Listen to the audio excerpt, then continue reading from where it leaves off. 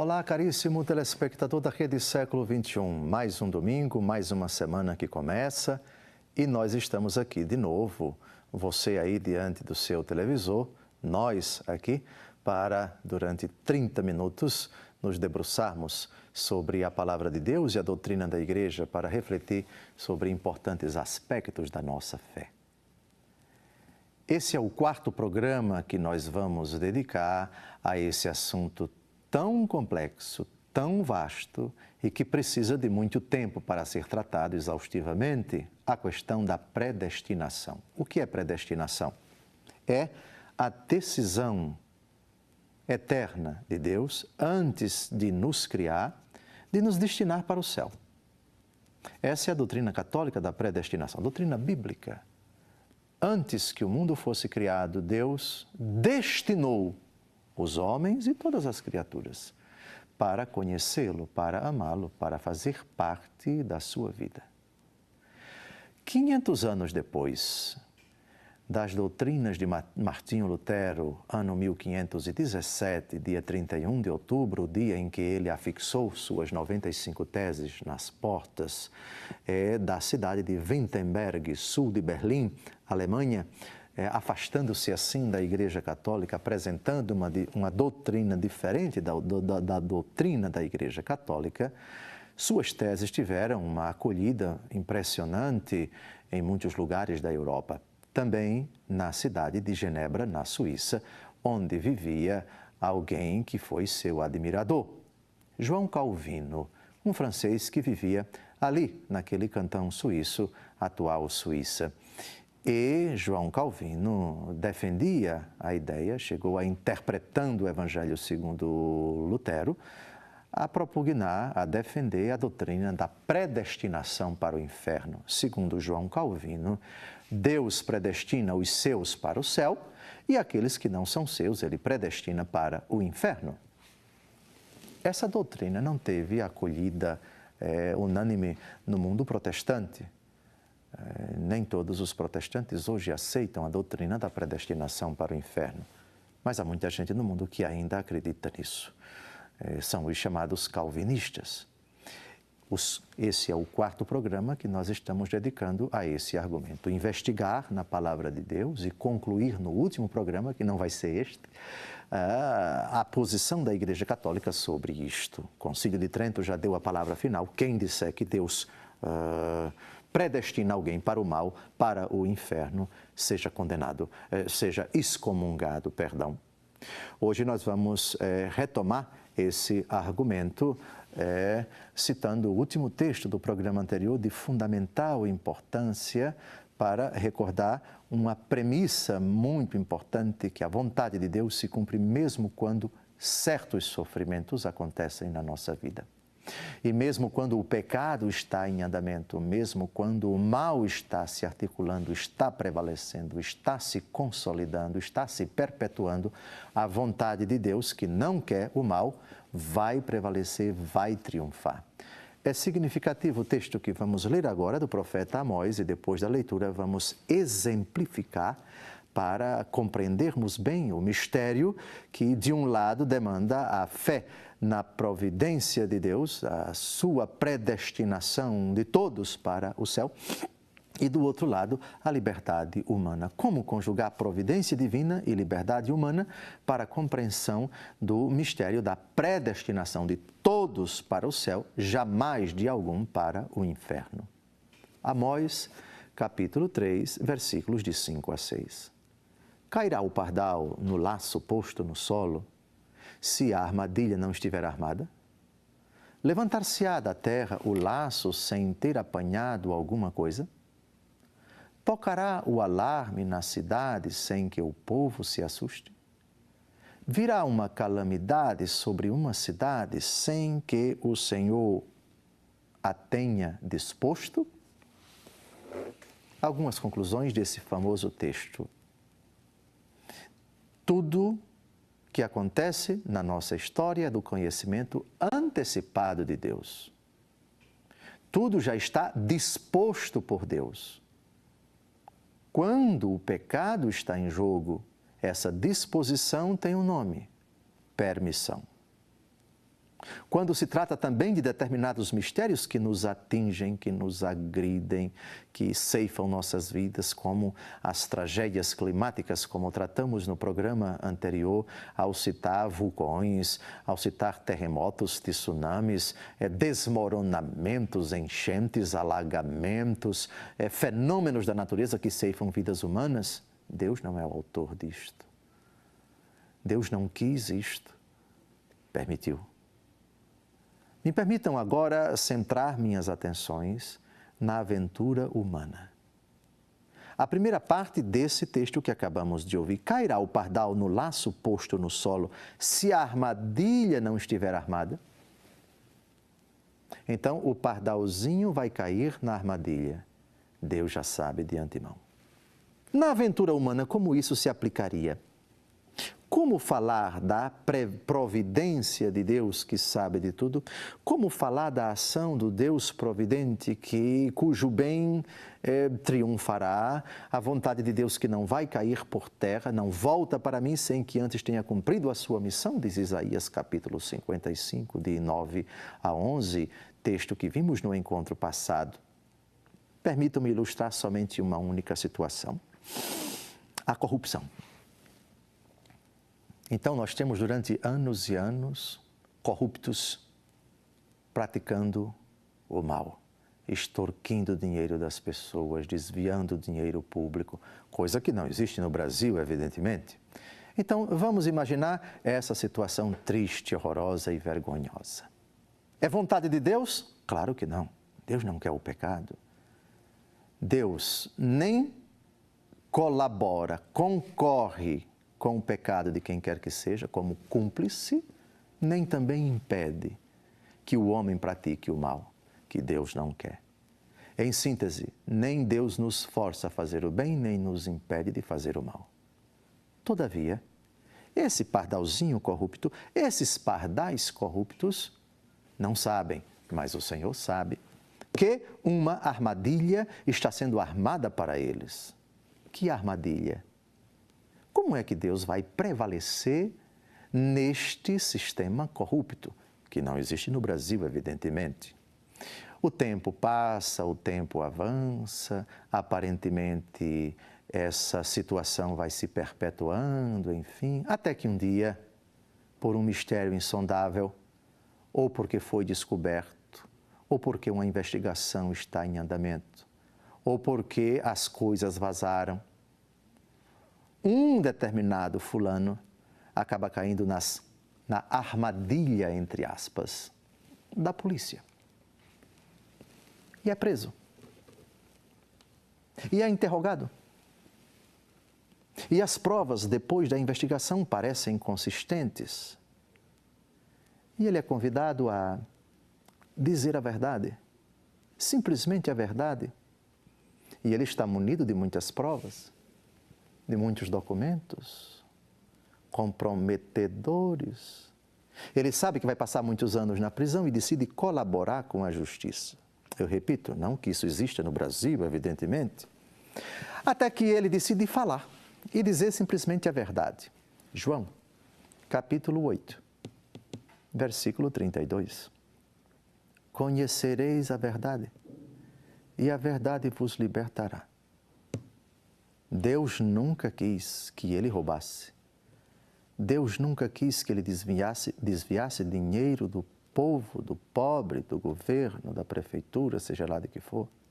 Deus não teve nada a ver com isso, permitiu. Ou seja, não impedindo o malvado de praticar o mal. Mas agora que a casa caiu, que a ficha caiu, agora ciente de que poderá passar muitos anos na prisão, ele decide colaborar. E aqui, a vontade de Deus começa a se revelar soberana, triunfante, vitoriosa. Repito, cairá o pardal no laço posto no solo, se a armadilha não tiver armada? Deus Todo-Poderoso esperou, aguardou, não deixou impunemente os maus praticarem o mal, mas no momento certo interveio e começou a agir por intermédio dos lábios do que outrora era criminoso. São Paulo perseguia os cristãos. Era um rabino intransigente, arrogante, agressivo, assassino. E o final do capítulo 7 dos Atos dos Apóstolos não deixa dúvida a respeito disso. Ele foi responsável direto pela morte de Estevão, por lapidação, por apedrejamento. E o Senhor foi esperando. Saulo, Saulo, por que me persegues? O Senhor esperou o momento certo para chamar a si aquele assassino, aquele violento, aquele perseguidor da igreja. Outros exemplos no Antigo Testamento, Moisés, assassino, matou um egípcio, fugiu, correu, depois o Senhor o chamou. Tantos pecadores que se encontraram com Jesus e que mudaram de vida. Zaqueu, ladrão fino. No momento oportuno, Deus interveio. Cairá o pardal, no laço posto no solo, se a armadilha não estiver armada? Não, irmãos, não amados. Não esqueçamos, Deus tem suas armadilhas. Armadilhas no bom sentido. No momento certo, sua palavra intervém, sua vitória se revela, seu triunfo sobre o mal, sobre o pecado acontece. O laço se levantará da terra sem ter apanhado alguma coisa? Lembram de Isaías 55? A minha palavra não volta para mim sem antes ter realizado a sua missão, sem ter cumprido a sua tarefa. Ela não cai por terra, a palavra do Senhor. No próximo bloco, nós retomaremos verdadeiramente outros argumentos também muito importantes para mostrar que, malgrado os grandes mistérios da nossa aventura humana, a palavra de Deus não cai por terra, ela prevalece, ela triunfa. Quando o pecado está em jogo, Deus não quer, Deus permite. Mas a permissão de Deus não significa dizer ele está alheio, ele fracassou, ele se tornou impotente, ele não tem coragem, não tem força para agir. Isso é blasfemo. O laço foi colocado, a armadilha foi colocada. Por favor, tocará o alarme da cidade sem que o povo se assuste, virá uma calamidade sobre uma cidade sem que o Senhor tenha disposto. A disposição eterna de Deus significa sua vontade se cumprirá, o seu plano se realizará. Até o próximo encontro, se Deus quiser, próximo bloco. Olá, caríssimo telespectador da Rede Século XXI. Começamos agora o segundo e último bloco do nosso encontro semanal, o programa Luz da Vida, hoje tratando pela quarta vez, é o quarto programa que dedicamos ao tema fascinante, complexo, longo, da predestinação. Antes que o mundo fosse criado, Deus destinou eternamente todos os homens para a salvação.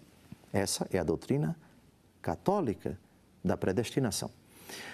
No mundo protestante, um discípulo de Martinho Lutero, chamado João Calvino, um reformador nascido na França, mas que viveu na Suíça, na cidade de Genebra, deu uma interpretação muito curiosa e preocupante à doutrina da predestinação. Disse ele que os de Deus são predestinados para o céu, os outros são predestinados para o inferno.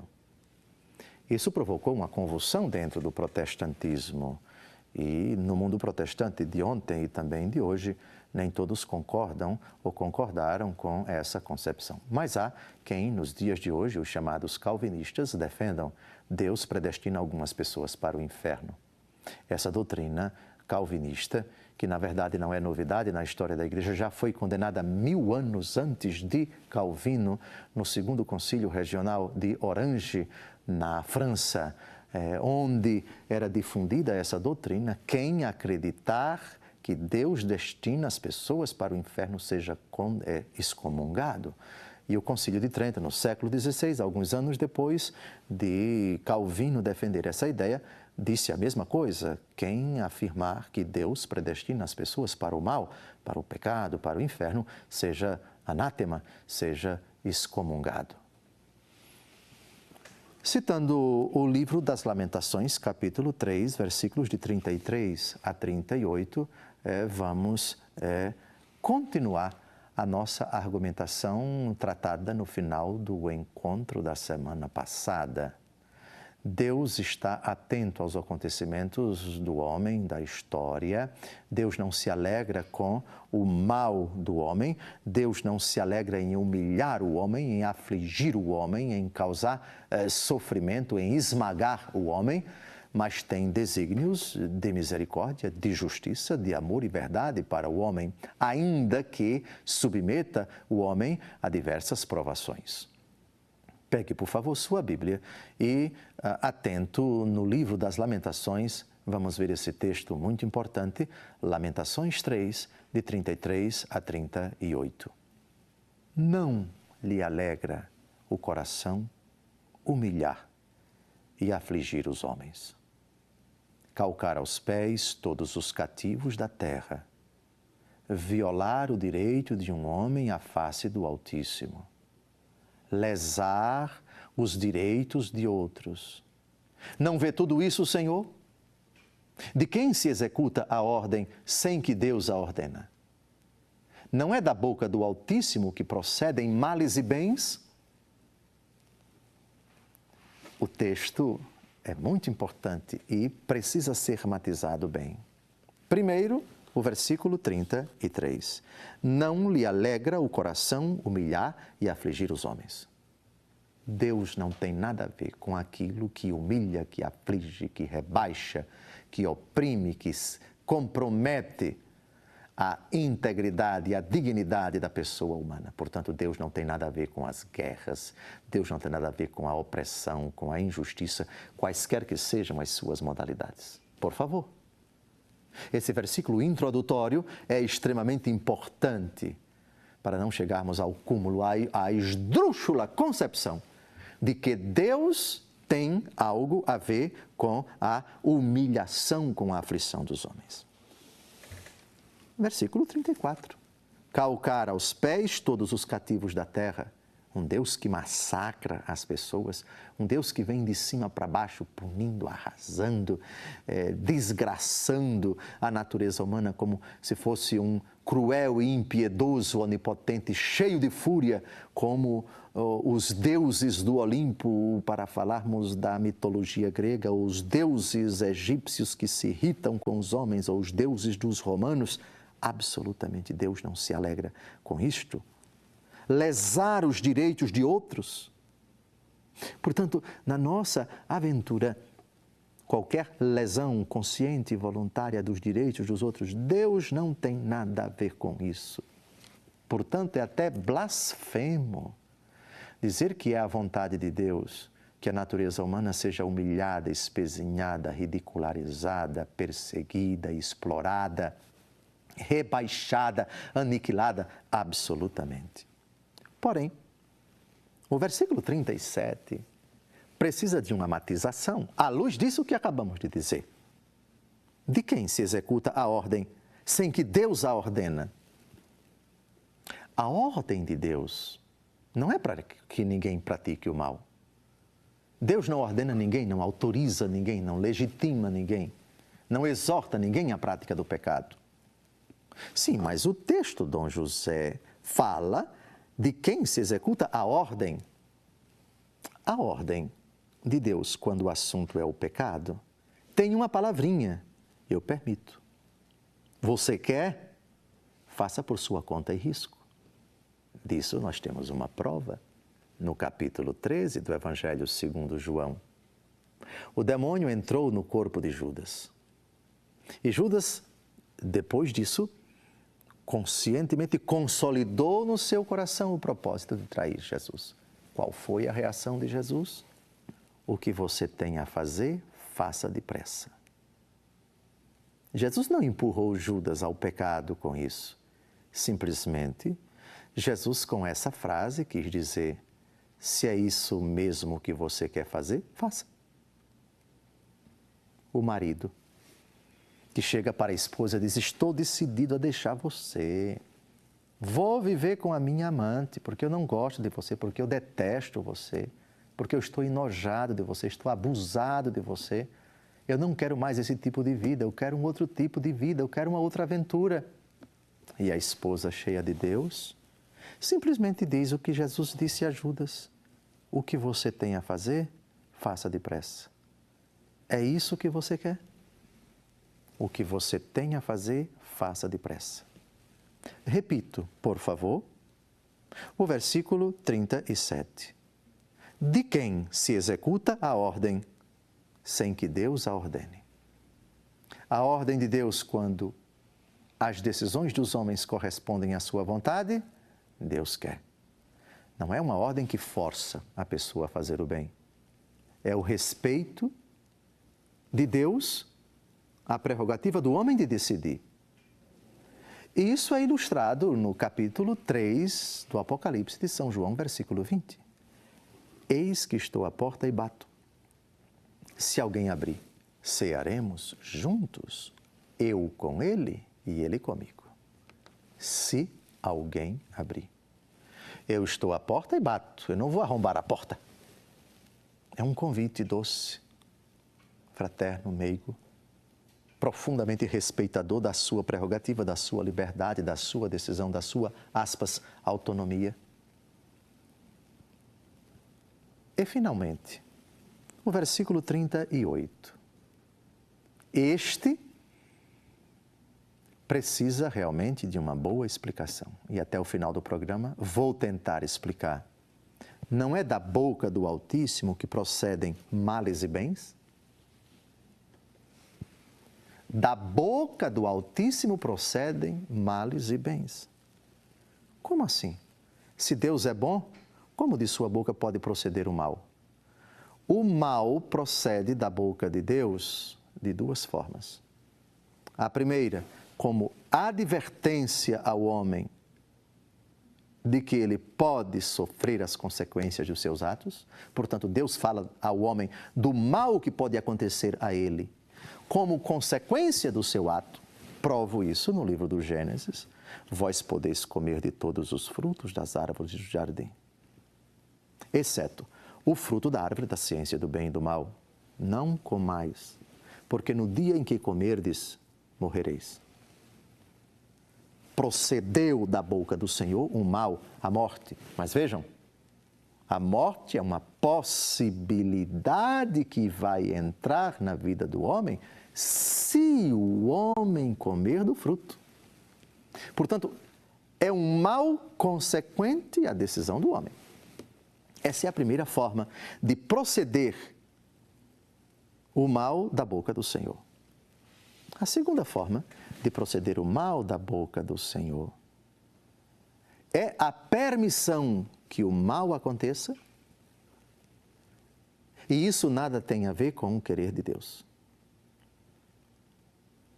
Ou seja,